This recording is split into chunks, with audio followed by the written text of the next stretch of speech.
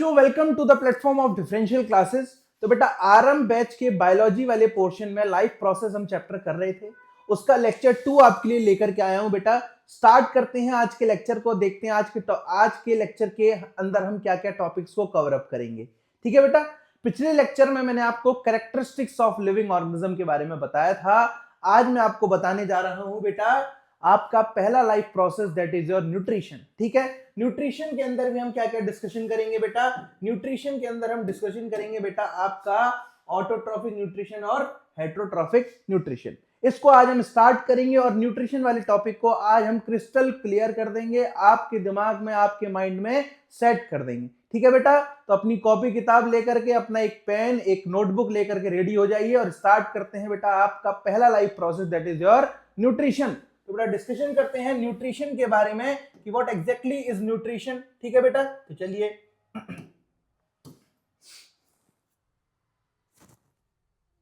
देखिए बेटा यहां पर आपके 4 प्रोसेस हैं, 4 लाइफ प्रोसेस हैं। आज के लेक्चर में हम क्या डिस्कशन करने वाले हैं? केवल बेटा न्यूट्रिशन को डिस्कस करने वाले हैं, क्योंकि बहुत ही बड़ा प्रोसेस है, बहुत ही वास्ट प्रोसेस है और इसको समझना, एकदम क्रिस्टल क्लियर करना बहुत ही ज्यादा इंपॉर्टेंट होने वाला है। तो आज के लेक्चर में हम किसके इर्द गिर्द घूमेंगे, किसके बारे में, किसको जीरो से हीरो तक ले जाएंगे बेटा? न्यूट्रिशन को ले जाएंगे। तो डिस्कशन करते हैं बेटा न्यूट्रिशन के बारे में कि बेटा आपका न्यूट्रिशन होता क्या है। सबसे पहले बात करते हैं न्यूट्रिशन की डेफिनेशन की। तो न्यूट्रिशन क्या है? आपका एक ऐसा प्रोसेस है जिसमें क्या करते हैं बेटा आप फूड का इंटेक करते हैं। क्या करते हैं बेटा?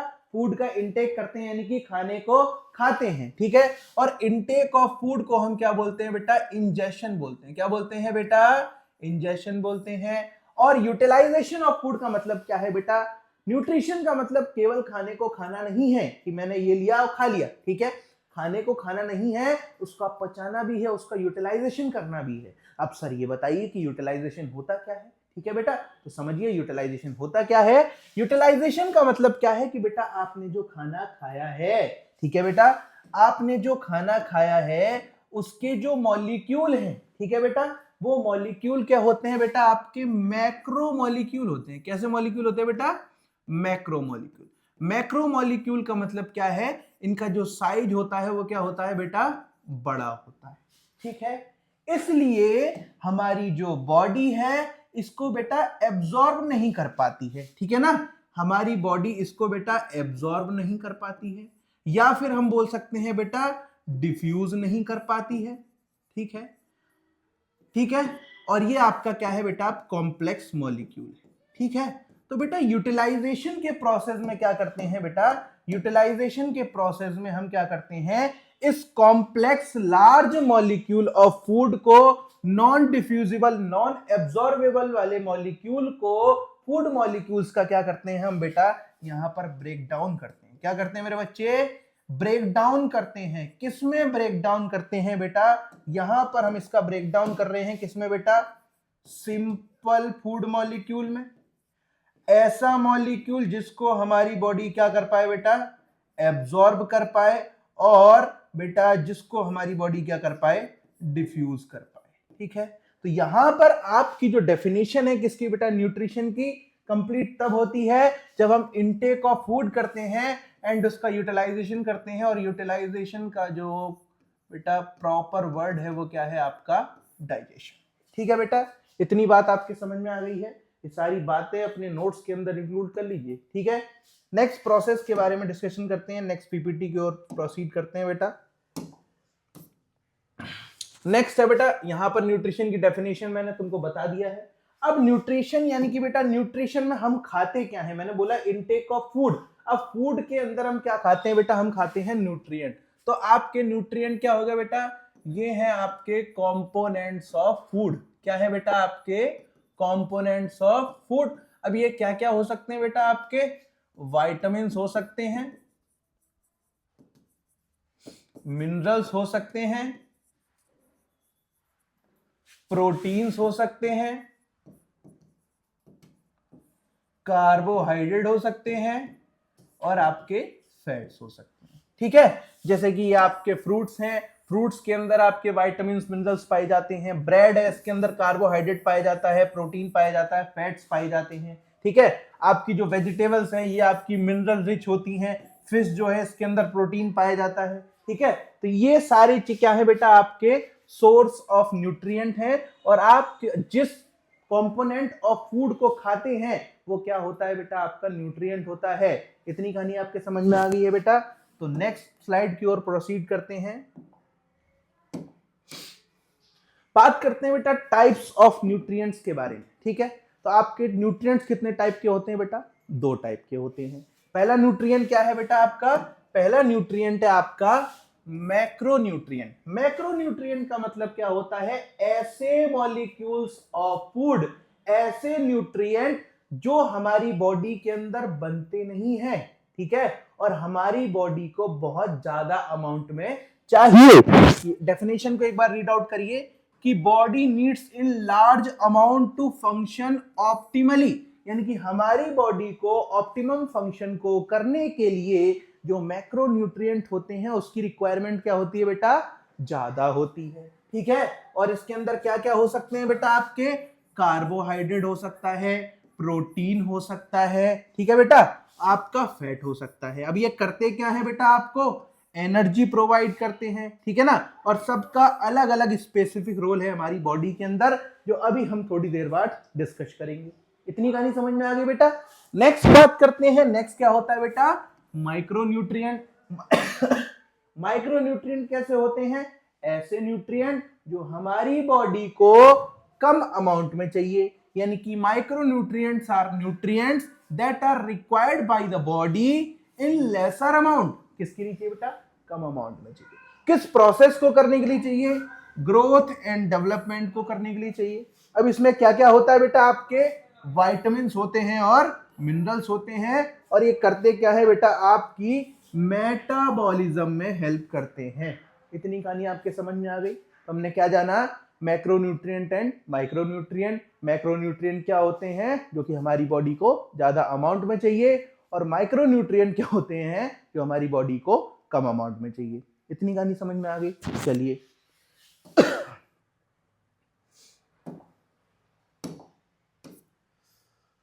बात करते हैं कि बेटा यहां पर मैंने बोला कि बेटा आपके, अगर हम बात करें फंक्शन के बेसिस पर, अभी मैंने बताया बेटा न्यूट्रिएंट यानी कि अमाउंट के बेसिस पर आपके कितने टाइप्स के होते हैं, 2 टाइप्स के होते हैं। पहला क्या बताया बेटा आपको, मैक्रो बताया, और दूसरा क्या बताया आपको, माइक्रो बताया, ठीक है। अब हम यह डिस्कस करते हैं बेटा कि हमारे बॉडी के अंदर जो फूड हम न्यूट्रिएंट खा रहे हैं, मैक्रोन्यूट्रिएंट खा रहे हैं, माइक्रोन्यूट्रिएंट खा रहे हैं, वो फंक्शन क्या क्या परफॉर्म कर रहा है, ठीक है बेटा। तो पहला है आपका एनर्जी गिविंग फूड। ऐसे फूड जिससे हमको क्या मिलती है बेटा, एनर्जी मिलती है, तो वो है आपके कार्बोहाइड्रेट और बेटा फैट्स। ऐसे फूड जो हमारी बॉडी को बिल्ड करते हैं, बॉडी बिल्डिंग में हेल्प करते हैं, तो वो है बेटा आपके प्रोटीन्स और मिनरल सॉल्ट्स। तुमने सुना होगा जो लोग जिम करते हैं प्रोटीन ज्यादा पीते हैं, क्यों बेटा, उनको बॉडी बिल्डिंग चाहिए होती है, और बॉडी बिल्डिंग में प्रोटीन की रिक्वायरमेंट ज्यादा होती है। That's why protein is the body building food, ठीक है बेटा। नेक्स्ट बात करें रेगुलेटिंग फूड। रेगुलेटिंग फूड का मतलब क्या है, हमारी बॉडी की मेटाबॉलिक रिएक्शंस के अंदर इन न्यूट्रिएंट्स का बहुत अच्छा रोल होता है। फॉर एग्जांपल आपके विटामिन्स और मिनरल्स। इतनी कहानी आपके समझ में आ गई है, ठीक है बेटा। नेक्स्ट चीज के बारे में डिस्कशन करते हैं अगली स्लाइड के अंदर। तो देखते हैं बेटा अगली स्लाइड के अंदर क्या है, टाइप्स ऑफ न्यूट्रिशन, ठीक है बेटा, कि आपका ये जो न्यूट्रिशन है कितने टाइप का होता है बच्चे, ठीक है। तो न्यूट्रिशन के बारे में समझते हैं कि आपका न्यूट्रिशन होता है 2 तरीके का, ऑटोट्रॉफिक न्यूट्रिशन और आपका हेटरोट्रॉफिक न्यूट्रिशन। अब बेटा आपका ऑटोट्रॉफिक न्यूट्रिशन क्या होता है, यहां पर देखिए ऑटोट्रॉफिक 2 वर्ड से मिलकर बना हुआ है। फर्स्ट है आपका ऑटो, और दूसरा क्या है बेटा, ट्रोफोज। और ऑटो का मतलब क्या होता है बेटा, सेल्फ, और ट्रोफोज का मतलब क्या होता है बेटा, नरिशमेंट, ठीक है बच्चे। तो देखिए यहां पर आपका ऑटो का मतलब क्या है, सेल्फ, और नरिशमेंट का मतलब, और ट्रोफोज का मतलब क्या है, नरिशमेंट। यानी कि ऐसा मोड ऑफ न्यूट्रिशन जिसमें ऑर्गेनिज्म अपना खाना अपने आप बना सकता है। और ऐसे कौन होते हैं बेटा, आपके ग्रीन प्लांट्स होते हैं। कौन होते हैं बेटा, आपके ग्रीन प्लांट्स होते हैं, और आपके कुछ बैक्टीरिया हो सकते हैं, ठीक है, आपकी एल्गी हो सकती है, ठीक है। ये सब किसके अंदर आते हैं बेटा, ये आपके ऑटोट्रॉफिक न्यूट्रिशन के अंदर आते हैं, यानी कि अपना खाना अपने आप बना सकते हैं। नेक्स्ट क्या है बेटा आपका हेट्रोट्रॉफिक न्यूट्रिशन। हेट्रो का मतलब यहां पर क्या होगा बच्चे, अदर, और ट्रॉफोज यानी कि ट्रॉफिक का मतलब क्या होगा बेटा, नरिशमेंट, यानी कि जो अपना खाना अपने आप प्रिपेयर नहीं करते हैं वो अपना खाना किसी दूसरे ऑर्गेनिज्म से लेते हैं, यानी कि दूसरे ऑर्गेनिज्म को खाते हैं। जैसे कि ये जो इंसान है क्या खा रहा है, तरबूज, और तरबूज जो है वो क्या है, एक प्लांट से आता है, और प्लांट क्या है आपका, एक लिविंग ऑर्गेनिज्म। तो बेटा हेट्रोट्रॉफिक क्या हुआ, जो किसी दूसरे ऑर्गेनिज्म को खाता है। इतनी कहानी आपके समझ में आ गई। लाइन है किसको खा रहा है बेटा, आपका मीट को खा रहा है। जो आपका पांडा है किसको खा रहा है बेटा, गन्ने को चूस रहा है। और अगर हम किसकी बात करें, मच्छर की बात करें, तो मच्छर भी आपका खून पीता है। ठीक है बेटा, तो ये सारे ऑर्गेनिज्म क्या कहलाते हैं, आपके हेट्रोट्रॉफिक कहलाते हैं, जो अपना खाना अपने आप नहीं बनाते हैं, दूसरे ऑर्गेनिज्म को खाते हैं या फिर उनसे बने हुए प्रोडक्ट्स को खाते हैं। ठीक है, इतनी कहानी आपके समझ में आ गई है। चलिए तो नेक्स्ट डिस्कस करते हैं।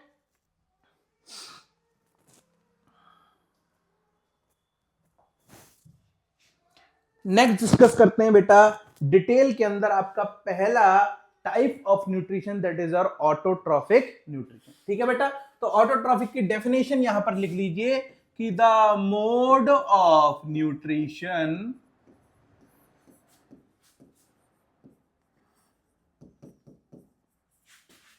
in which organism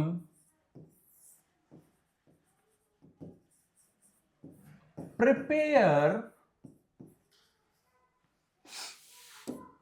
their own food is known as autotrophic nutrition. इसके एग्जाम्पल लिख लीजिए बेटा, बैक्टीरिया हो गया, some bacteria and green plants. ठीक है बेटा, ये डिस्कशन हो गया है, यहां पर डेफिनेशन हमने लिख ली है, और थोड़ा सा आगे की ओर प्रोसीड करते हैं। तो बेटा यहां पर आपका जो ऑटोट्रॉफिक न्यूट्रिशन होता है, ये भी आपका दो तरीके का होता है, यानी कि ऑटोट्रॉफिक ऑर्गेनिज्म जो होते हैं, ऑटोट्रॉफिक न्यूट्रिशन करने वाले जो ऑर्गेनिज्म होते हैं, वो भी अपना खाना दो तरीके से बना सकते हैं। पहला जो है वो क्या है बेटा, फोटोसिंथेसिस, और दूसरा क्या है आपका कीमोसिंथेसिस। फोटोसिंथेसिस यानी कि फोटो का मतलब क्या है, लाइट, और लाइट में भी हम किस लाइट की बात कर रहे हैं बेटा, सनलाइट की बात कर रहे हैं। किसकी बात कर रहे हैं बेटा, सनलाइट की बात कर रहे हैं। तो यहां पर सनलाइट की प्रेजेंस में खाना बनता है। कीमोसिंथेसिस की बात करें तो यहां पर कुछ केमिकल्स का यूज होता है, उससे फॉर्मेशन होता है आपका फूड का। ठीक है, तो यहां पर फोटोसिंथेसिस कौन करते हैं बेटा, आपके ग्रीन प्लांट्स करते हैं। कौन करते हैं बेटा, ग्रीन प्लांट्स करते हैं। ठीक है, और अगर हम बात करें यहां पर आपके ब्लू ग्रीन एल्गी हो गया। ठीक है, ये सारे ऑर्गेनिज्म क्या करते हैं, आपका फोटोसिंथेसिस करते हैं। और केमिकल सिंथेसिस की बात करें, कीमोसिंथेसिस की बात करें, तो ये बेटा हो गया आपका नाइट्रोसोमोनास,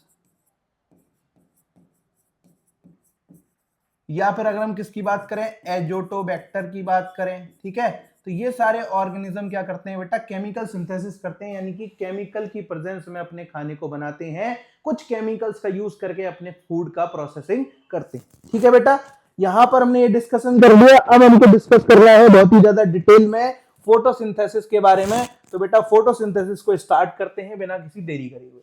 सबसे पहले इसकी डेफिनेशन पढ़ लीजिए कि फोटोसिंथेसिस आपका एक प्रोसेस है जो कि किसके अंदर होता है बेटा, ग्रीन प्लांट्स के अंदर होता है, और किसके अंदर होता है, एल्गी के अंदर होता है, और किसके अंदर होता है, सर्टेन बैक्टीरिया के अंदर होता है। इसके अंदर होता क्या है बेटा, it utilises carbon dioxide and water to produce food. यानी कि यहां पर क्या होता है बेटा, हम कार्बन डाइऑक्साइड और वाटर का यूज करते हैं किसको बनाने के लिए, फूड को बनाने के लिए। किसकी फॉर्म में बेटा, कार्बोहाइड्रेट की फॉर्म में, यानी कि C6H12O6, और यहां पर आपका बाई प्रोडक्ट बनता है ऑक्सीजन, जिसके बारे में भी हम डिस्कस करेंगे। ठीक है, और यहां पर किसकी रिक्वायरमेंट है बेटा, आपकी सनलाइट की रिक्वायरमेंट है।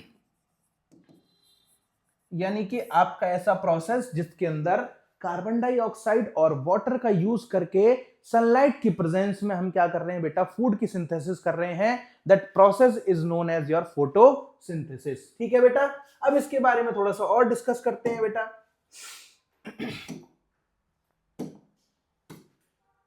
देखिए बेटा, फोटोसिंथेसिस, ठीक है।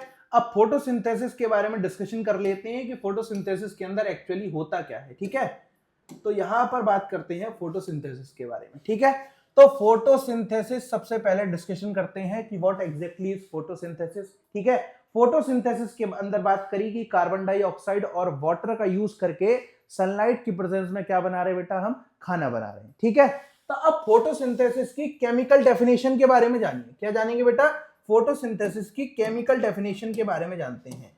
तो बेटा यहां पर हेडिंग डालते हैं केमिकल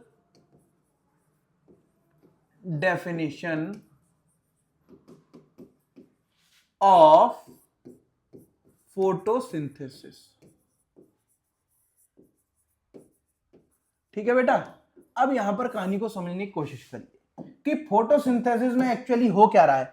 फोटोसिंथेसिस में एक्चुअली अगर केमिकली देखें तो क्या हो रहा है, reduction of carbon dioxide into carbohydrate.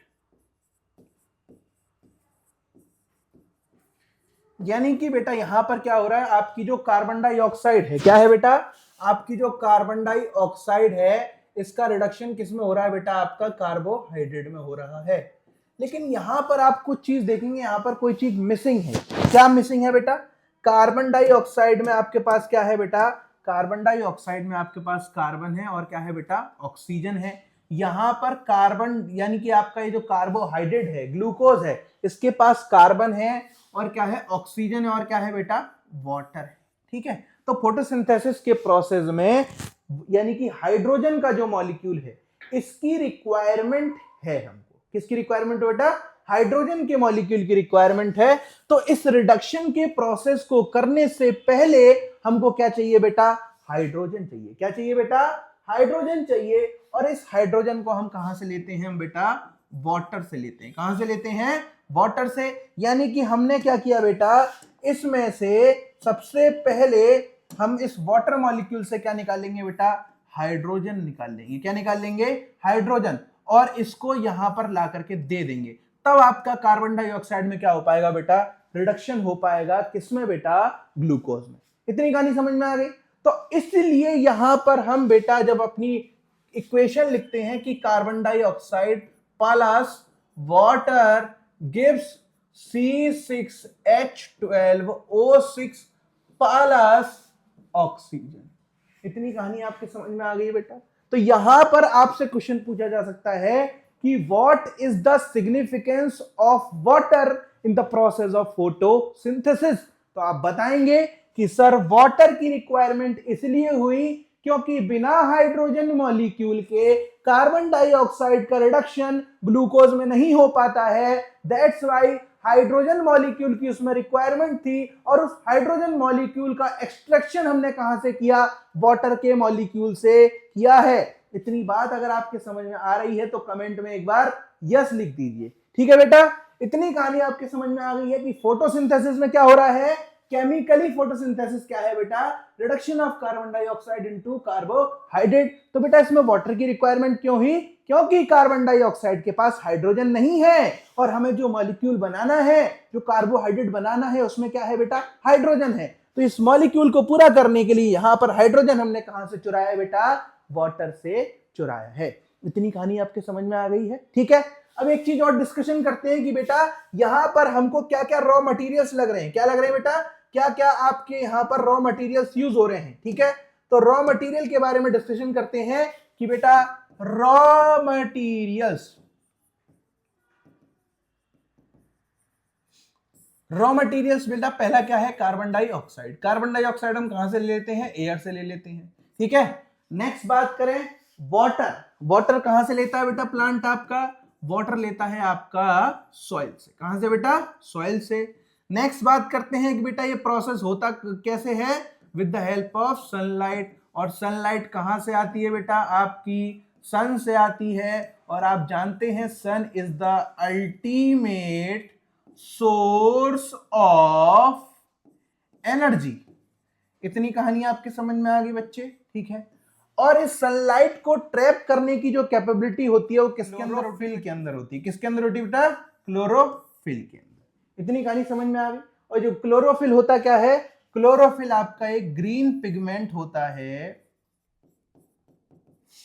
जो कि कहां प्रेजेंट होता है बेटा? लीव्स के अंदर प्रेजेंट होता है। कैसी लीव्स के अंदर प्रेजेंट होता है? ग्रीन लीव्स के अंदर प्रेजेंट होता है। और यही क्या कर सकता है बेटा?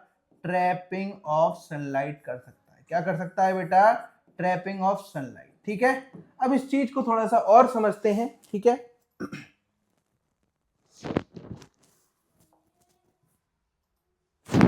देखिए बेटा, स्टेप्स इन्वॉल्व्ड इन फोटोसिंथेसिस, ठीक है। तो यहां पर आपके 3 स्टेप्स होते हैं जो मेजर स्टेप्स हैं किसके अंदर बेटा? फोटोसिंथेसिस के अंदर।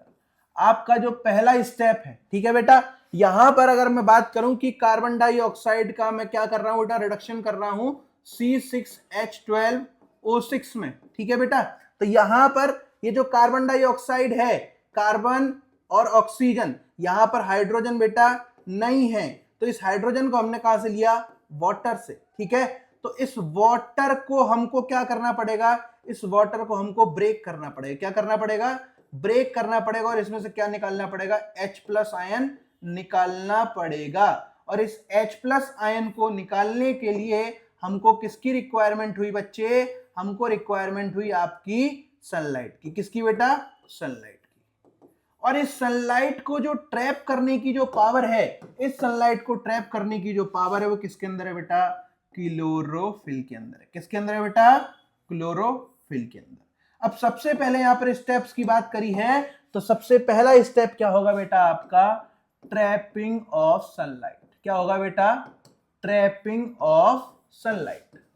यानी कि जो आपकी यहां पर किसकी रिक्वायरमेंट हुई बच्चे? यहां पर वाटर को ब्रेक करने के लिए आपको किसकी रिक्वायरमेंट हो रही है? सनलाइट की रिक्वायरमेंट हो रही है। इसीलिए आपका पहला जो प्रोसेस है वो क्या है? Trapping of sunlight. यानी कि सन जो है, सन की जो रेज हैं, सन के जो पार्टिकल्स हैं, फोटॉन्स हैं, उनको एब्जॉर्ब करने की जो टेंडेंसी है, हमारी जो ग्रीन लीफ होती है उसके अंदर एक पिगमेंट होता है जिसको हम क्या बोलते हैं बेटा? क्लोरोफिल बोलते हैं। और ये आपका ये जो क्लोरोफिल है, ये क्लोरोफिल क्या करता है बेटा? सनलाइट को ट्रैप करता है। तो आपका पहला प्रोसेस क्या हुआ? पहला स्टेप क्या हुआ? Trapping of sunlight bye chlorophyll. इतनी कहानी बेटा समझ में आ गई है, ठीक है। नेक्स्ट बात करते हैं, नेक्स्ट स्टेप क्या होगा बेटा? जब आपने सनलाइट को ट्रैप कर लिया है तो यहां पर सनलाइट से जो एनर्जी आ रही, किसकी फॉर्म में आ रही बेटा? फोटॉन्स की फॉर्म में आ रही है। यानी कि वो कैसी एनर्जी है? Light energy. कैसी एनर्जी बेटा? Light energy. तो यहां पर क्या होगा बेटा? लाइट एनर्जी का कन्वर्जन होगा किसमें बेटा? केमिकल एनर्जी में। किसमें बेटा? केमिकल एनर्जी में। और यहां पर जो लाइट एनर्जी है बेटा किसकी फॉर्म में आ रही है? फोटॉन्स की फॉर्म में आ रही। किसकी फॉर्म में आ रही बेटा? फोटॉन्स, ठीक है। इतना समझ में आ गया। और यहां पर सेकंड स्टेप में एक काम और होता है, वो क्या होता है बेटा आपका? इसको एक बार बहुत अच्छे से समझिए। फोटोलिसिस। फोटो का मतलब क्या है बेटा? लाइट। लिसिस का मतलब क्या है आपका? ब्रेकडाउन। यानी कि यहां पर बेटा जब लाइट के मॉलिक्यूल को ट्रैप कर लिया जाता है तो क्या होता है बेटा? लाइट की मदद से ब्रेकडाउन होता है। किसका ब्रेकडाउन होता है बेटा? आपका वाटर का। किसमें बेटा? वाटर का ब्रेकडाउन। जब इसके ऊपर फोटॉन्स आते हैं, क्या आते हैं बेटा? फोटॉन्स। तो यहां पर ये H+ और बेटा 2O- में आपका ब्रेक हो जाता है, ठीक है। और इस H+ की हमको क्या है बच्चे?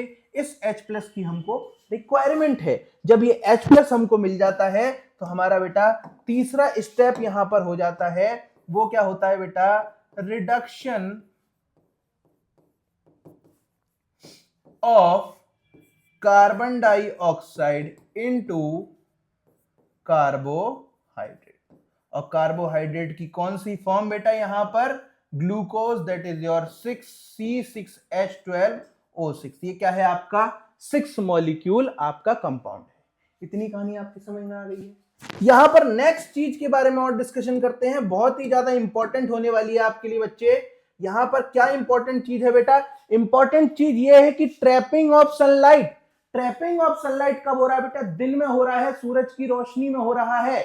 दैट्स वाई इसको बोलते हैं बेटा, ये है आपका लाइट डिपेंडेंट रिएक्शन। क्या है बेटा? आपकी लाइट डिपेंडेंट रिएक्शन। ठीक है, किसके ऊपर डिपेंड है बच्चे? लाइट के ऊपर डिपेंड है। सेकंड प्रोसेस क्या है? फोटोलिसिस। फोटोलिसिस क्या है बेटा? अगर यहां पर फोटोन्स नहीं होंगे, लाइट के पार्टिकल्स नहीं होंगे, क्या पानी टूट पाएगा? नहीं। तो पानी को तोड़ने के लिए क्या चाहिए बेटा? लाइट चाहिए। और वो लाइट कहां से आ रही है? सन से आ रही है, सनलाइट। यानी कि ये भी कौन सी रिएक्शन है बेटा? आपकी लाइट डिपेंडेंट रिएक्शन है। कौन सी रिएक्शन है बेटा? आपकी light dependent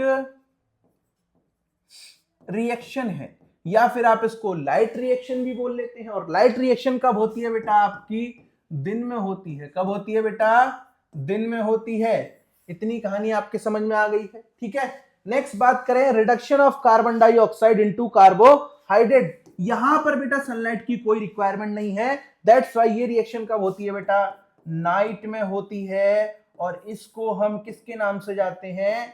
light independent reaction. ठीक है, लाइट इंडिपेंडेंट रिएक्शन हो गया। और इसको हम क्या बोल सकते हैं बेटा? डार्क रिएक्शन भी बोलते हैं, क्योंकि ये कब होती है बेटा? डार्क में होती है। यहां पर इसको लाइट की रिक्वायरमेंट नहीं होती है। इतनी कहानी समझ में आ गई। ठीक है, नेक्स्ट टॉपिक की ओर प्रोसीड करते हैं। जब तक आप इसको नोट कर लीजिए, मैं थोड़ा सा पानी पी लेता हूं। ठीक है बेटा, इसको नोट करिए।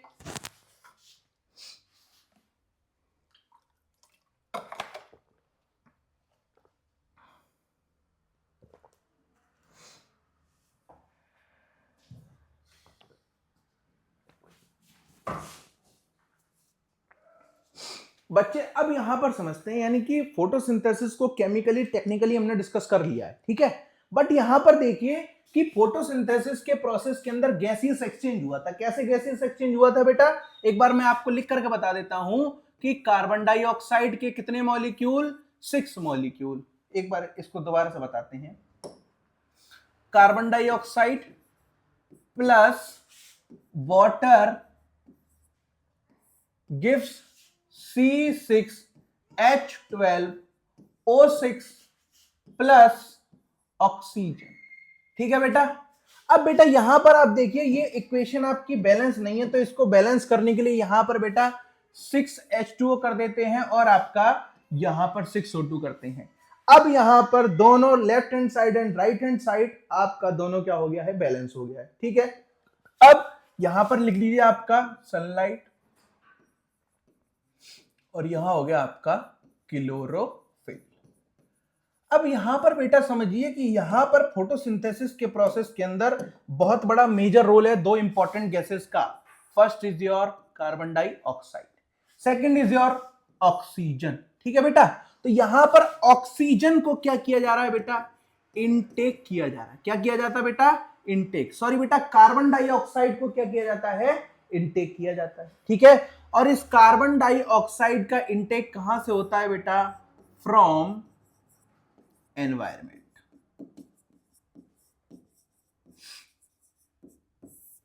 नेक्स्ट बात करते हैं, यहां पर बेटा आपका जो C6H12 है, यानी कि आपकी जो ग्लूकोज है, ये क्या है बच्चे? ये है आपका प्रोडक्ट। क्या है बेटा?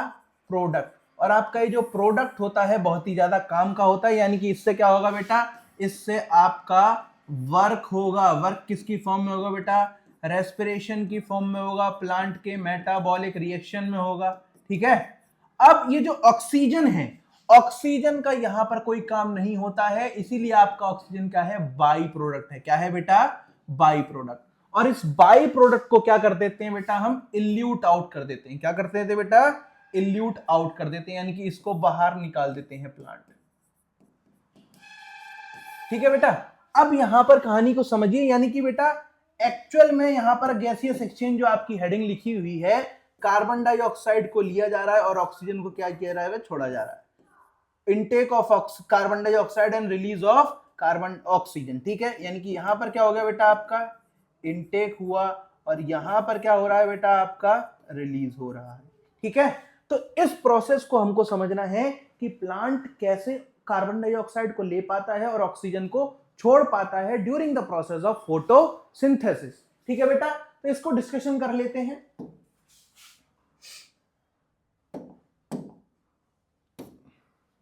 ठीक है बेटा, तो अब यहां पर बात करते हैं कि प्लांट जो है बेटा कैसे आपका एक्सचेंज ऑफ गैसेस कर पाता है, यानी कि कार्बन डाइऑक्साइड का इनटेक कर पाता है और बेटा ऑक्सीजन को छोड़ पाता है। कैसे बेटा, यहां पर समझिए, यानी कि आपके जो ग्रीन लीव्स होती हैं, लीव्स के ऊपर क्या होते हैं, बहुत छोटे छोटे पोर्स होते हैं। ठीक है, ये जो पोर्स हैं, ठीक है, अब यहां पर स्टोमेटा की डेफिनेशन देख लीजिए कि microscopic pores in the epidermis of leaves, stem and other plant organ, यानी कि बेटा प्लांट ऑर्गन के डिफरेंट पार्ट्स पर क्या होते हैं बेटा, उसकी जो एपिडर्मिस होती है, उसकी जो अपर लेयर होती है, उसके ऊपर छोटे छोटे माइक्रोस्कोपिक होल्स प्रेजेंट होते हैं। ठीक है बेटा, यही जो पोर्स हैं इनको क्या बोलते हैं बेटा, स्टोमेटा बोलते हैं। क्या बोलते हैं बेटा, स्टोमेटा बोलते हैं। और ये जो स्टोमेटा है प्लांट के अंदर क्या करते हैं बेटा, गैसियस एक्सचेंज करते हैं। क्या करते हैं बेटा, गैसियस एक्सचेंज करते हैं at the time of photosynthesis and respiration. And अभी हम केवल फोटोसिंथेसिस की बात कर रहे हैं, तो अगर फोटोसिंथेसिस के पर्सपेक्टिव से देखा जाए तो ऑक्सीजन का क्या हो रहा है बेटा, इनटेक हो रहा है, और कार्बन डाइऑक्साइड को क्या जा रहा है बेटा, उसको रिलीज किया जा रहा है। ठीक है, तो अब यहां पर कहानी को समझिए कि ये आपका स्टोमेटा का डायग्राम है। ठीक है, इसके अंदर ये जो स्ट्रक्चर है इसको बोलते हैं बेटा स्टोमेटल पोर। क्या बोलते हैं बेटा, स्टोमेटल पोर, यानी कि यहीं से गैसेस का एक्सचेंज होता है। ठीक है, नेक्स्ट स्ट्रक्चर बात करते हैं कि यहां पर ये जो सेल है, ठीक है बेटा, इन सेल्स को क्या बोलते हैं, ये हैं आपके गार्ड सेल्स। क्या है बेटा, आपके गार्ड सेल्स। ठीक है, और बेटा इतना आपने समझ लिया कि यहां पर बेटा स्टोमेटल पोर है और स्टोमेटल को गार्ड कौन कर रहा है बेटा, गार्ड सेल्स कर रहे हैं। कौन कर रहे हैं बेटा, गार्ड सेल्स कर रहे हैं।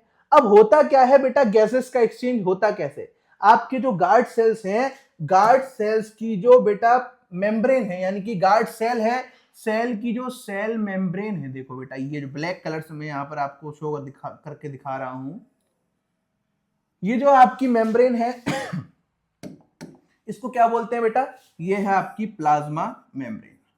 और आपकी जो प्लाज्मा मेम्ब्रेन होती है कैसी होती है बेटा, सेमी परमिएबल। कैसी होती है बेटा, सेमी परमिएबल। अब बेटा इसके अंदर जो प्लाज्मा मेम्ब्रेन है एक फिनोमिना करता है जिसकी वजह से एक्सचेंज ऑफ गैसेस होता है, किसमें, स्टोमेटा। ठीक है, अब कैसे होता है इसको समझ लेते हैं।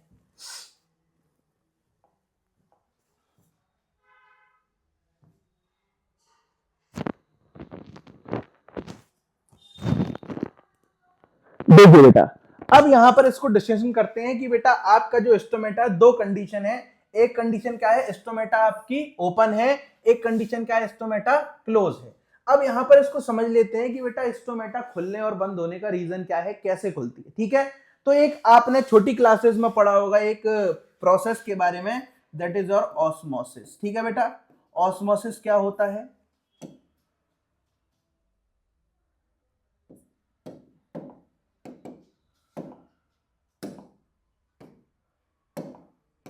the process of movement of water molecule from its high concentration to its lower concentration।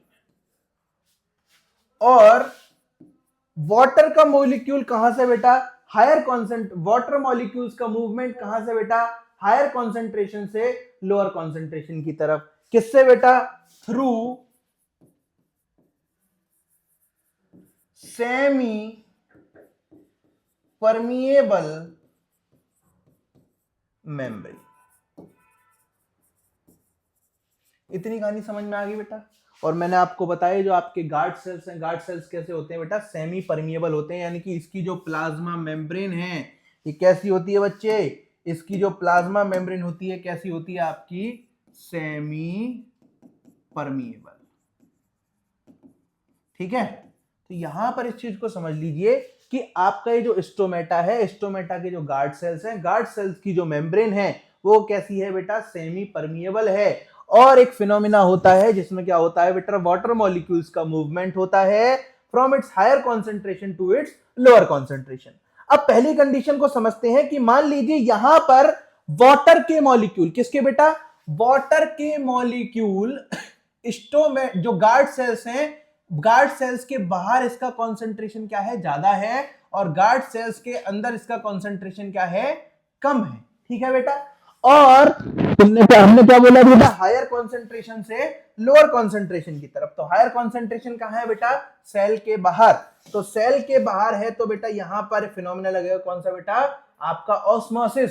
और ऑस्मोसिस का भी कौन सा बेटा, एंडोस्मोसिस, यानी कि movement of water molecule from its higher concentration to its lower concentration inside the cell. तो यहां पर जब बेटा वाटर मॉलिक्यूल्स का मूवमेंट होगा, वाटर मॉलिक्यूल्स का मूवमेंट होगा तो बेटा आपका जो गार्ड सेल्स वो क्या हो जाएगा बेटा, फूलता जाएगा फूलता जाएगा। एक कंडीशन ऐसी आ जाएगी, ये कहां पहुंच जाएगा बेटा, टर्जिडिटी पहुंच जाएगा, यानी कि टर्जिड हो जाएगा। ठीक है, टर्जिड का मतलब क्या है, एकदम स्वेल कर जाएगा। और इसकी स्वेलिंग की वजह से आपका ये जो स्टोमेटल पोर है ये क्या हो जाएगा बेटा, आपका ओपन हो जाएगा। क्या हो जाएगा बेटा, ओपन। और ओपन होने की वजह से आपका ये जो कार्बन डाइऑक्साइड है इसका इंटेक कर लिया जाएगा और ऑक्सीजन को क्या कर दिया बेटा, रिलीज कर दिया जाएगा। इतनी कहानी समझ में आ गई। अब बात करते हैं, पहला केस हमने समझा स्टोमेटा के ओपन होने का। नेक्स्ट केस क्या है बेटा, आपका स्टोमेटा के क्लोज होने का। अब स्टोमेटा क्लोज कैसे होता है बच्चे, स्टोमेटा के क्लोज होने का क्या कारण है, यहां पर जब बेटा ये सेल फूल जाएगा, ठीक है, तो इसके अंदर यानी कि इस कंडीशन में क्या होगा बेटा, सेल के अंदर की कॉन्सेंट्रेशन क्या है, ज्यादा होगी, सेल के बाहर की कॉन्सेंट्रेशन क्या होगी बेटा, कम होगी। तो इस केस में क्या होगा बेटा, वाटर मॉलिक्यूल्स का मूवमेंट होगा बाहर की तरफ, तो यहां पर प्रोसेस होगा आपका एक्सोस्मोसिस। क्या होगा बेटा, एक्सोस्मोसिस। और एक्सोस्मोसिस के केस में गार्ड सेल्स के अंदर जितना पानी है वो सब कहां जाएगा, गार्ड सेल्स के बाहर आ जाएगा, और सेल क्या है बेटा, श्रिंक कर जाएगा। क्या कर जाएगा बेटा, श्रिंक कर जाएगा। श्रिंक केस में क्या हो जाएगा बेटा, आपके स्टोमेटा क्या हो जाएगा बेटा का, क्लोज हो जाएगा। इतनी कहानी समझ में आ गई। तो इस तरीके से आपका मूवमेंट होता है गैसेस का in the process of photosynthesis. ठीक है बेटा, नेक्स्ट टॉपिक को डिस्कस करते हैं, आप इसको एक बार नोट डाउन कर लीजिए। ठीक है,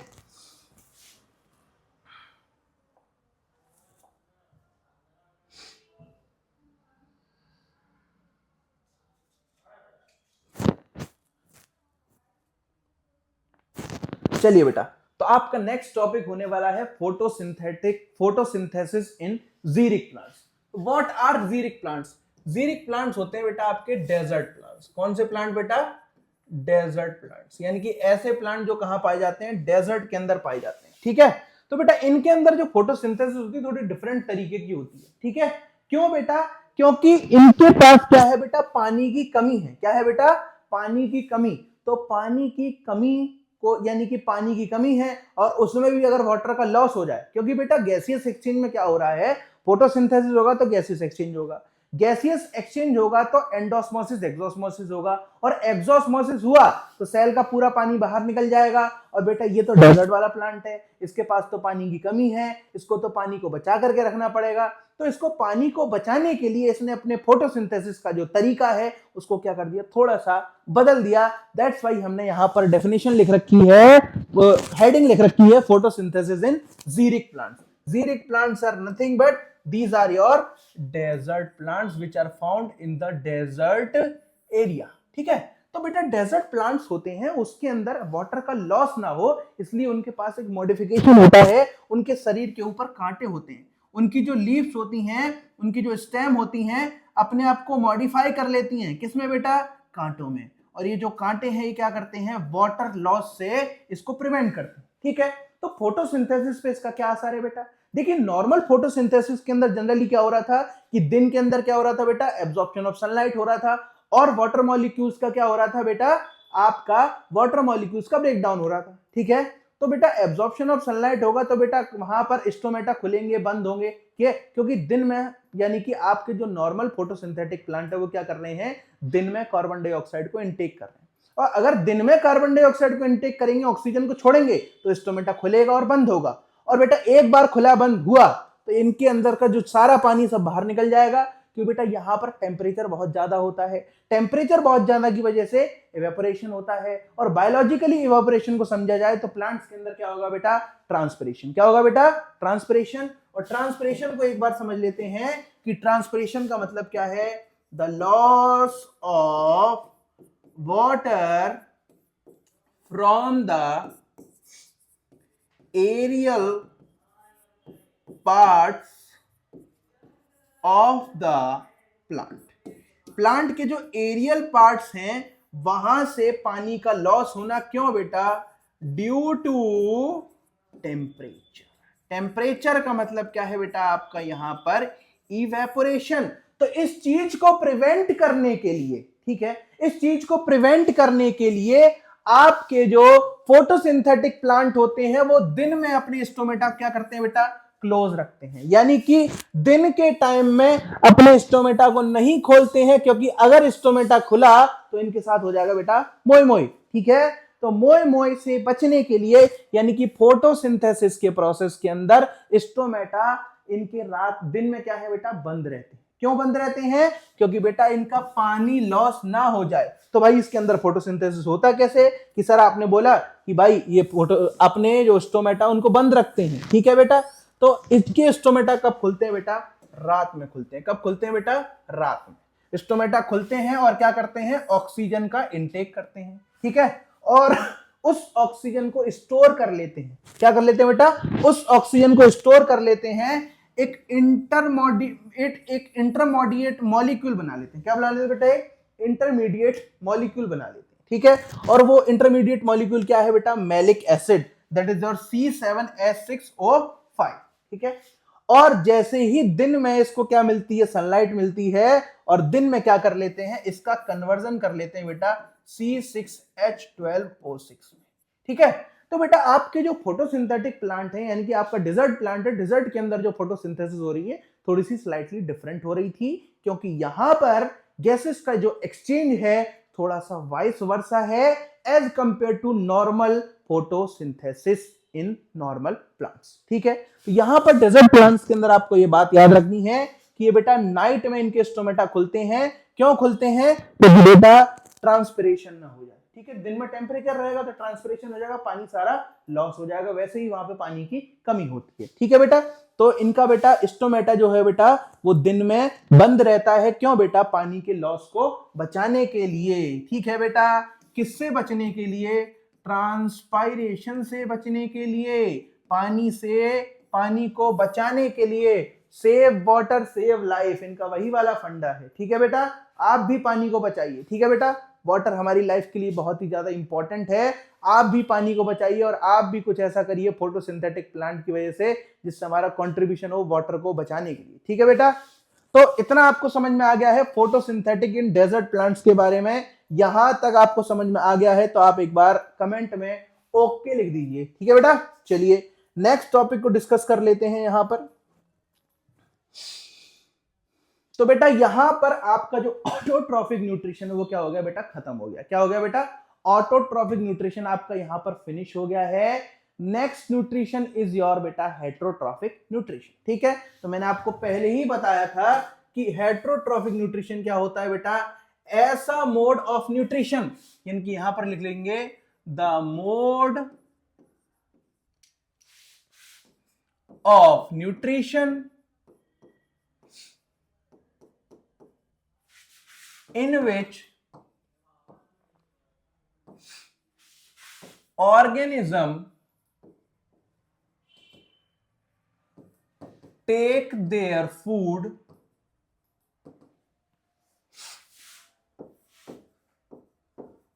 from other organism।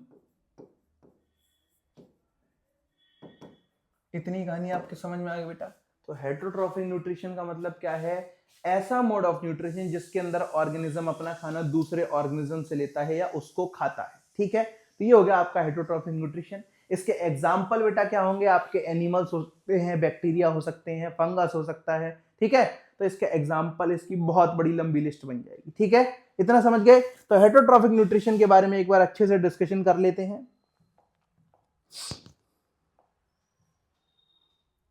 आपका जो हेटरोट्रॉफिक न्यूट्रिशन है 3 तरीके का होता है बेटा, आपका सेप्रोफाइटिक न्यूट्रिशन, आपका पैरासाइटिक न्यूट्रिशन, और बेटा थर्ड है आपका होलोजोइक न्यूट्रिशन।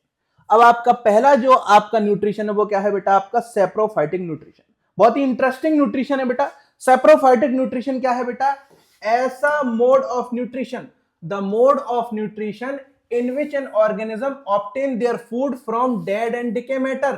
कि बेटा अगर आपके प्लांट एनिमल कुछ भी डेड हो जाता है या फिर कुछ सड़ जाता है तो उसको खाने का जिम्मा किसके हाथ में बेटा, आपका सेप्रोफाइट्स के हाथ में है। सेप्रोफाइटिक न्यूट्रिशन इस तरीके के न्यूट्रिशन को बोलते हैं कि बेटा ऐसा न्यूट्रिशन जिसमें ऑर्गेनिज्म अपने खाना किससे लेता है बेटा, डेड एंड डिके मैटर से लेता है। समझ गए मेरी बात को, ठीक है। और इसके अंदर जो डाइजेशन होता है बेटा, डाइजेशन कैसा होता है बेटा, एक्सटर्नल डाइजेशन होता है। ये क्या करते हैं बेटा, कुछ केमिकल्स का सिक्रीशन करते हैं, कुछ एंजाइम्स का सिक्रीशन करते हैं उस चीज के पास में जो आप ये जो बेटा डेड एंड डिके मैटर को ये खा रहे हैं उसके ऊपर अपने डाइजेस्टिव एंजाइम्स को सिक्रीट करते हैं और तभी बाहर ही, बॉडी के बाहर ही उसको ब्रेक करके तब उसका इंटेक करते हैं। यानी कि इनके अंदर पहले इंजेक्शन नहीं हो रहा है बच्चे, इनके अंदर सबसे पहले क्या हो रहा है, डाइजेशन हो रहा है, फिर उस डाइजेस्टेड फूड का क्या हो रहा है बेटा, इंजेक्शन हो रहा है। तो ये बात आपको याद रखनी है कि saprophytic nutrition dead and decay matter के ऊपर फीड करता है और यहां पर इसके अंदर डाइजेशन जो होता है कैसा होता है बेटा, एक्सटर्नल डाइजेशन होता है, बॉडी के बाहर डाइजेशन होता है। इतनी कहानी आपके समझ में आ गई है, ठीक है बेटा। और तब इसका न्यूट्रिएंट्स का एब्जॉर्प्शन होता है, ठीक है। इसका एग्जांपल हो सकता है बेटा राइजोपस, मशरूम, ईस्ट, ये सारे क्या है बेटा, आपके फंगस हैं। नेक्स्ट बात करते हैं इकोलाई। इकोलाई क्या है बेटा, बैक्टीरिया। और ये सारे ऑर्गेनिज्म किस तरीके का न्यूट्रिशन करते हैं, सेप्रोफाइटिक न्यूट्रिशन करते हैं, ठीक है। और बेटा इन ऑर्गेनिज्म को हम डीकंपोजर्स भी बोलते हैं। क्या बोलते हैं बेटा, डीकंपोजर्स, क्योंकि ये क्या करते हैं बेटा, डेड एंड डीके मैटर को डीकंपोज कर देते हैं और इनको बेटा ये क्या करते हैं, एनवायरमेंट में से पॉल्यूशन को यानी कि वेस्ट को रिमूव करने के लिए बहुत ज्यादा हेल्पफुल है, ठीक है बेटा। इसीलिए इसको क्या बोलते हैं बेटा, स्कैवेंजर्स बोलते हैं। क्या बोलते हैं बेटा, स्कैवेंजर्स, बिकॉज बेटा ये क्या करते हैं, हमारे एनवायरनमेंट में पॉल्यूशन नहीं होने देते हैं, हमारे एनवायरनमेंट को प्रोटेक्ट रखते हैं by feeding on the dead and decay matter. मान लीजिए बहुत लोग मर गए, उनकी डेड बॉडी पड़ी है और उनको डिकम्पोज करने के लिए माइक्रो ऑर्गेनिज्म खत्म हो गया है, सेप्रोफाइटिक न्यूट्रिशन का अस्तित्व ही नहीं रहा, ठीक है, तो क्या होगा, सब सड़ जाएगा और हम उस गैसेस की वजह से, उस प्रॉब्लम की वजह से हम भी मर जाएंगे, ठीक है, और दुनिया खत्म हो जाएगी। तो बेटा जो मर गया है उसको भी निपटाना है, उसको भी खत्म करना है और उसको खत्म करने का काम किसका है बेटा, डीकंपोजर्स का है। और डीकंपोजर जैसे कि आपके मशरूम हो गया, राइजोपस हो गया, ईस्ट हो गया, इकोलाई हो गया, ये क्या करते हैं बेटा, डेड एंड डिके मैटर को आपका डीकंपोज कर देते हैं, ठीक है बेटा। चलिए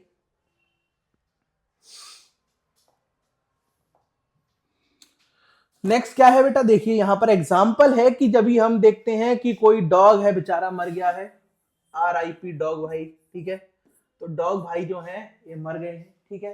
कुछ दिन बाद हम यहां पर देखते हैं कि इनका थोड़ा सा हिस्सा दिखता है और कुछ 1-1.5 महीने के बाद में ये दिखते ही नहीं है, क्योंकि बेटा ये क्या है, आपका डेड मैटर है। क्या है बेटा, डेड मैटर। और इस डेड मैटर के ऊपर फीड कौन करता है बेटा, आपके सेप्रोफाइटिक ऑर्गेनिज्म करते हैं। कैसे ऑर्गेनिज्म करते हैं बेटा, सेप्रोफाइटिक ऑर्गेनिज्म।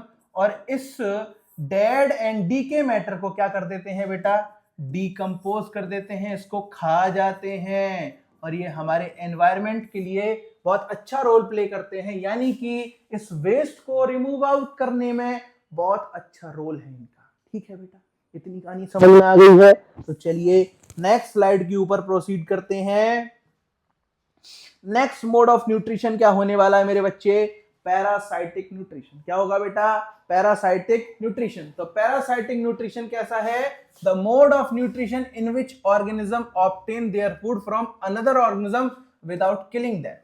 यानी कि ऐसा मोड ऑफ न्यूट्रिशन जिसमें ऑर्गेनिज्म अपना खाना ले रहा है किसी दूसरे ऑर्गेनिज्म से, लेकिन उसकी जान नहीं ले रहा है, ठीक है, उसकी जान नहीं ले रहा है। लेकिन यहां पर एक और बात ऐड कर लीजिए कि बेटा या तो उसकी बॉडी के ऊपर रह के या उसकी बॉडी के अंदर रह के, ठीक है ना।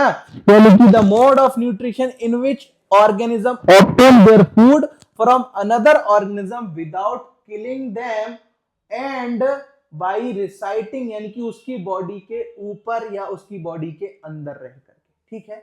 अब बेटा ऐसे पैरासाइट जो किसी बॉडी की, किसी ऑर्गेनिज्म की बॉडी, किसकी बॉडी बेटा, होस्ट की बॉडी, यानी कि जिस ऑर्गेनिज्म की बॉडी के ऊपर या अंदर ये रहते हैं उसको क्या बोलते हैं, होस्ट बोलते हैं।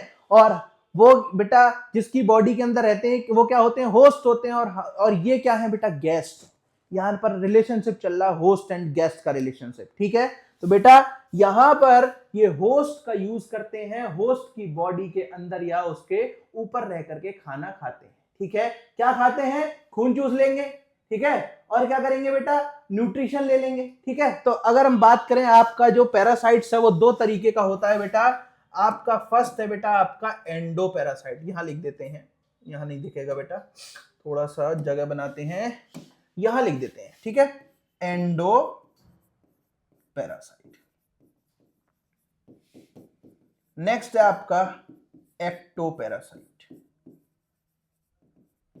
एंडो पैरासाइट जो किसी होस्ट की बॉडी के अंदर रहता है, ठीक है, और एक्टोपैरासाइट जो किसी होस्ट की बॉडी के बाहर रह करके खाना खाता है। जैसे कि ये सारे एग्जांपल है बेटा, बालों में आपके ऐसे जुए हो जाते हैं, ठीक है, आपका ये जो मॉस्किटो है ये आपको खा जाता है, ठीक है।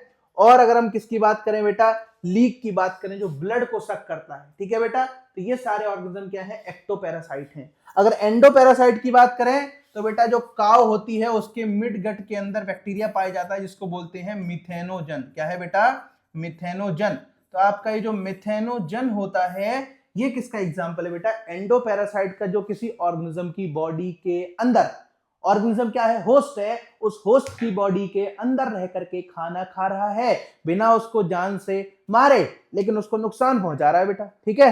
नुकसान कैसे पहुंचा रहा है, खून चूसेगा कोई तुम्हारा, तुमको दुख नहीं होगा, ठीक है, वो तुमको बीमारियां नहीं होंगी, ठीक है। जैसे मच्छर आपका मलेरिया है, मलेरिया को कौन बेटा फैलाता है, आपका मॉस्किटो फैलाता है, ठीक है। तो जो आपका मॉस्किटो है आपके खून को चूस रहा है, पैरासाइट है, लेकिन आपको हार्म पहुंचा रहा है, ठीक है, लेकिन आपको जान से नहीं मार रहा है। तो ये बात समझ लीजिए कि आपके ऊपर एक एहसान कर रहा है, लेकिन एहसान करके भी एहसान नहीं कर रहा है, क्योंकि मार तो नहीं रहा है, ये एहसान कर रहा है, लेकिन एहसान करके भी एहसान नहीं कर रहा है क्योंकि वो हमारे अंदर बीमारी कॉज कर रहा है, ठीक है, पैथोजेंस को ला रहा है, ठीक है। खाना खा ले, हमारा खून चूस ले, ठीक है भाई, लेकिन पैथोजन को ला करके छोड़ने की क्या जरूरत है। लेकिन ये बेटा ये प्रकृति का नियम है, ऐसा होगा, ठीक है, और हमको ये झेलना पड़ेगा, ठीक है। तो मच्छरों से बचिए, मच्छरों का सीजन है, ठीक है। तो आगे बात करते हैं।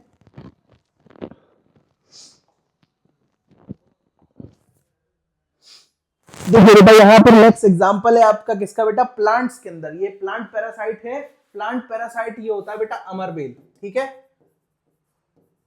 अमरबेल, इसको कस्क्यूटा भी बोलते हैं। तो इसके अंदर भी बेटा आपका पैरासाइट होता है। ये क्या करता है बेटा, किसी प्लांट के ऊपर जाकर के जगह बना लेता है और उससे खाना लेता रहता है, उसके खाने को चुराता रहता है, खुद फोटोसिंथेसिस नहीं कर पाता है, ठीक है, तो किसी दूसरे प्लांट के ऊपर चढ़ जाता है एज अ क्लाइंबर और उसी से अटैचमेंट बना लेता है, उससे खाना ले लेता है, ठीक है। तो ये कसकटा जो है आपका अमरबेल जो है ये प्लांट पैरासाइट है, यानी कि प्लांट की बॉडी के ऊपर प्लांट को एज अ होस्ट यूज करता है, ठीक है बेटा। चलिए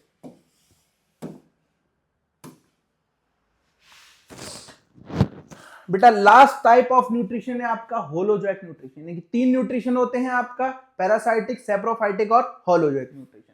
होलोजोइक न्यूट्रिशन का मतलब क्या है, ये बेटा बहुत ही ज्यादा कॉम्प्लेक्स प्रोसेस है। कैसा प्रोसेस है बेटा, कॉम्प्लेक्स प्रोसेस है, इसके अंदर बहुत सारे प्रोसेस होते हैं, ठीक है बेटा। क्या क्या प्रोसेस होते हैं इसको समझ लीजिए, ठीक है बेटा।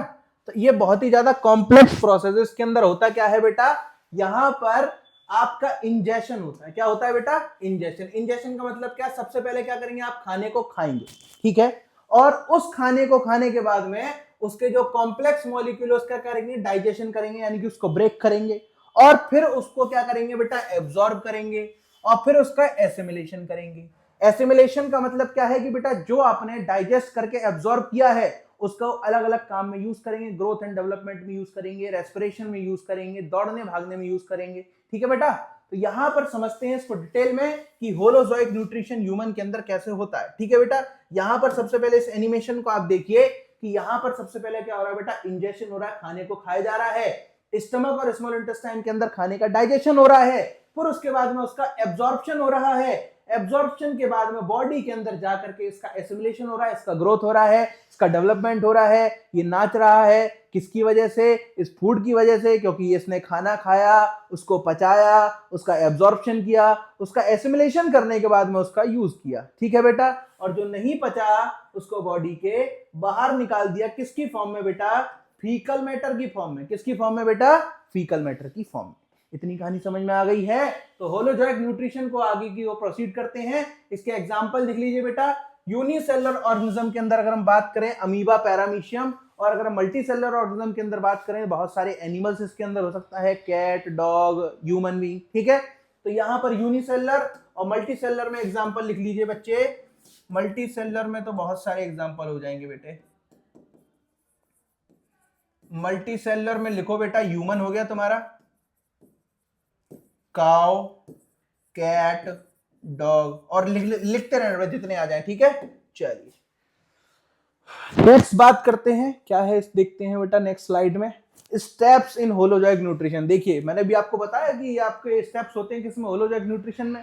क्या क्या स्टेप्स है बेटा, पहला स्टेप है आपका इंजेशन। इंजेशन का मतलब क्या है बेटा, इनटेक ऑफ फूड, यानी कि खाने को खाना। ठीक है, नेक्स्ट क्या है, डाइजेशन। डाइजेशन का मतलब क्या है, जो हमारी बॉडी के अंदर सॉल्युबल नहीं है, डिफ्यूजिबल नहीं है, एब्जॉर्बेबल नहीं है, उस complex, non diffusible, non absorbable, उस कॉम्प्लेक्स मॉलिक्यूल का किसमें कन्वर्जन करना, उसको ब्रेक डाउन करना किसमें बेटा, सिंपल, हमारी बॉडी में सॉल्युबल हो जाए, डिफ्यूजिबल हो जाए और उसका एब्जॉर्प्शन हो जाए। इस प्रोसेस को बोलते हैं डाइजेशन, यानी कि the breakdown of complex molecule of food into the simple molecule which can be absorbed and diffused by our body। इसको क्या बोलेंगे बेटा, डाइजेशन बोलेंगे। नेक्स्ट प्रोसेस क्या है बच्चे, एब्जॉर्प्शन, यानी कि जिसको आपने ब्रेक कर लिया है, यानी कि जिस कॉम्प्लेक्स मॉलिक्यूल आपने ब्रेक डाउन किया उसका एब्जॉर्प्शन हम करते हैं, इसको क्या बोलते हैं बेटा, एब्जॉर्प्शन। क्या बोलते हैं बेटा, एब्जॉर्प्शन। नेक्स्ट क्या है, एसिमिलेशन। एसिमिलेशन क्या होता है बेटा, कि जो खाना जिसका डाइजेशन हो गया है, जिसका एब्जॉर्प्शन हो गया है, उस मॉलिक्यूल को हमारी बॉडी की ग्रोथ में, मेटाबॉलिज्म में, एनर्जी के प्रोडक्शन में, बहुत सारे लाइफ प्रोसेस, यानी कि इस न्यूट्रिशन में जो खाना खाया है उसका यूज करना किसका, किसमें बेटा, हमारी बॉडी के फंक्शंस में। ठीक है, egestion, last but not least, egestion का मतलब क्या होता है बेटा, रिमूवल ऑफ अनडाइजेस्टेड फूड। कि बेटा कभी कभी क्या होता है कि अब ऐसा नहीं है कि सारा जितना आपने खाया उतना डाइजेस्ट कर लिया। ठीक है, जो डाइजेस्ट नहीं होता है, जो छोटे छोटे मॉलिक्यूल में नहीं टूटता है, जो हमारी बॉडी के काम का नहीं होता, उसको हम बाहर सुबह निकाल जा करके निकाल देते हैं। तो इजेशन का मतलब क्या है, removal of undigested food in the form of faeces.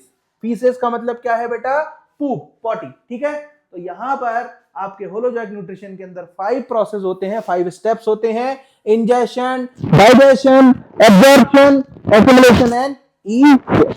ठीक है बच्चे, चलिए नेक्स्ट स्लाइड की प्रोसीड करते हैं और डिस्कस करते हैं न्यूट्रिशन अमीबा के बारे में। यानी कि बेटा अमीबा किसका एग्जांपल है, होलोजोइक न्यूट्रिशन का। इसके अंदर बेटा कैसे प्रोसेस होगा, कैसे न्यूट्रिशन ये करता है, कैसे अपना खाना खाता है, इस चीज को हम समझ लेते हैं। तो बच्चे देखिए यहां पर न्यूट्रिशन इन अमीबा, अमीबा के अंदर मोड ऑफ न्यूट्रिशन क्या होगा बेटा, यहां पर देखो मोड कौन सा है बेटा, मोड है होलोजोइक न्यूट्रिशन। कौन सा है बेटा, होलोजोइक न्यूट्रिशन। अब इसके अंदर भी वही प्रोसेस होंगे, इंजेशन होगा, डाइजेशन होगा, एब्जॉर्प्शन होगा, एसिमिलेशन होगा और इजेशन होगा। बेटा इस चीज को समझने से पहले अमीबा आपका कैसा ऑर्गेनिज्म है बच्चे, अमीबा आपका यूनिसेल्यूलर ऑर्गेनिज्म है। कैसा ऑर्गेनिज्म बेटा, यूनिसेल्यूलर, यानी कि ये अपने सारे लाइफ प्रोसेस किससे करता है? With the help of single cell. किसकी मदद से बेटा?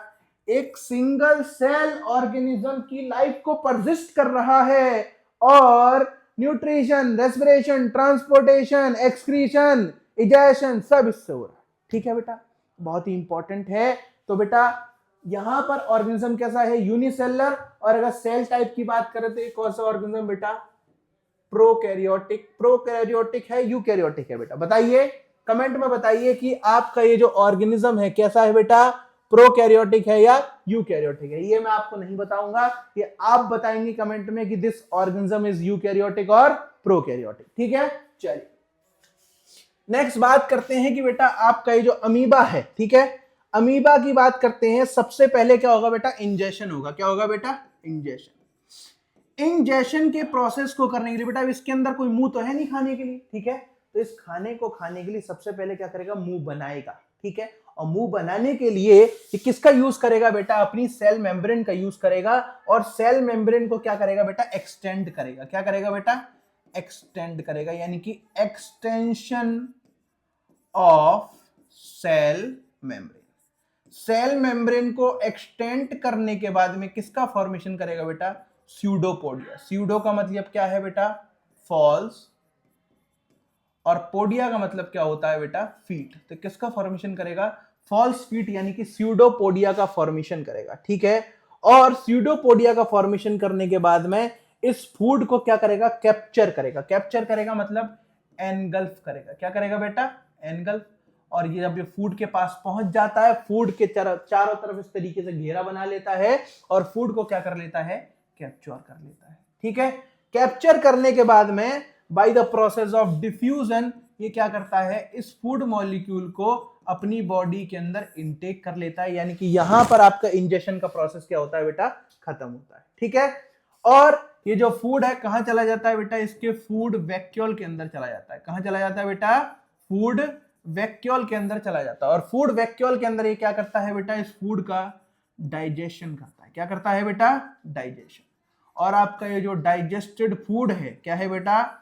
आपका ये जो डाइजेस्टेड फूड है इसको पूरी बॉडी के अंदर ट्रांसफर कर देता है, यानी कि अपनी प्लाज्मा मेम्ब्रेन के अंदर अपना जो साइटोप्लाज्म है इसके अंदर इसको ट्रांसपोर्ट कर देता है। और क्या कर देता है बेटा? इसका एसिमिलेशन हो जाए। एसिमिलेशन का मतलब क्या? अपने ग्रोथ, मेटाबॉलिज्म इसके अंदर यूज कर लेता है। और जो आपका अनडाइजेस्टेड जो फूड होता है उसका क्या कर देता है बेटा? रिमूवल कर देता है। ठीक है, और रिमूवल करने के लिए क्या करेगा बेटा? दोबारा से स्यूडोपोडिया बनाएगा और इसको क्या कर देगा? बाहर निकाल देगा। ठीक है, तो ये प्रोसेस हुआ आपका कौन सा बेटा?